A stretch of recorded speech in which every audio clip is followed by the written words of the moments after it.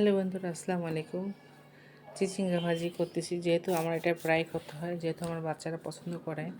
আর gas তো খুবই কম, এই জন্য একটা চুলায় রান্না করতেছি আর একটা চুলা বন্ধ করে। আর মাছ সব রেডি করে রাখছি, আজকে এটাই দিব। অনেক সময় মাছ মাংস পাইলে আবার সবজি খেতে চায় না, আর যদিও এটা তারা খুবই পছন্দ করে, এটা দিয়ে ভাত খায়। আজকে আপাতত এটা এখন তাদেরকে ভেজে দিচ্ছি। আর তেল একটু বেশি দিয়েছি, কারণ মাঝখানে ডিম দিয়ে দিব, ওই তেলটার মধ্যে আবার ডিমটা ভেজে ঝুরি করে এটার সঙ্গে মিলাই দিব। মাঝে মাঝে এরকম করি আমি ওদের সবজি খাওয়ানোর জন্য, মানে মাছ মাংস কোনোটাই রাখি না, রাখি ওটা আলাদাভাবে। বলি যে কিছু নেই, এটাই খেতে হবে, তখন কি সুন্দর করে ওরা ওইটাই দিয়ে ভাত খেয়ে ফেলে। অনেক সময় খায় আর অনেক সময় খেতে চায় না, তখন এইভাবেই করি।